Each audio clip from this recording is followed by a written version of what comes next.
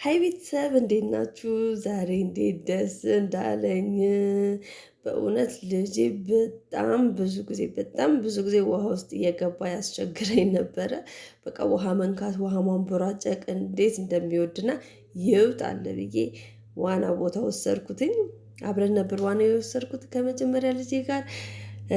የእነሱ የህፃናት ውስጥ ነው የገባሁት። እኔ መቆም ራሱ አልቻልኩም ነበረ። በጣም አጭር ናት፣ ለእሱ ግን በጣም በቂው ነበረች።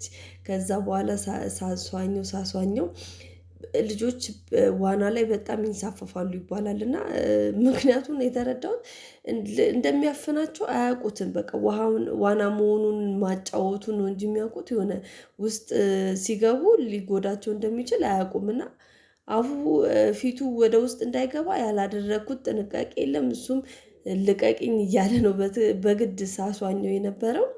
ይንሳፈፋል፣ ጎበዝ ነው፣ ግን በቃ ፊቱ ውሃ ውስጥ እንዳይገባ ያላደረግኩት ጥረት የለም። በቃ ጥረቴ እሱ ነበረ። በቃ ፊቱ ውሃ ውስጥ ያገባዋል አይነት ነገር ማለት ነው። እና ያንን ነገር ስለማይረዱ ሰውነታቸው ምንም ፍርሃት የለውም እና ወዲያው ነው የሚንሳፈፉ። እዚህ ጋር ሊወድቅብኝ ነበረ። እንዴት ደስ እንዳለው በቃ እንዴት ብዬ ልንገራችሁ። በቃ በግድ ነው መጨረሻ ላይ ራሱ የወጣው። እዚህ ጋር ራሴ ላይ አድርጌ እንዲዋኝ እያደረግኩት ነበረ።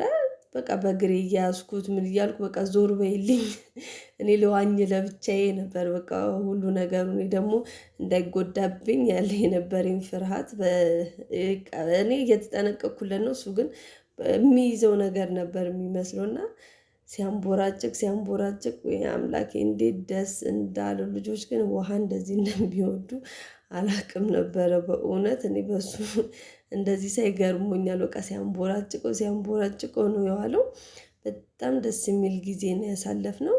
እናንተም በተመቻችሁ ጊዜ አንዳንድ ልጆቻችሁ የሚወዱት ቦታ ላይ ብትሄዱ በጣም ደስ ይላል እና ለማዝናናት የተቻለኝን ጥረት ሁሉ እያደረግኩ ነበረ።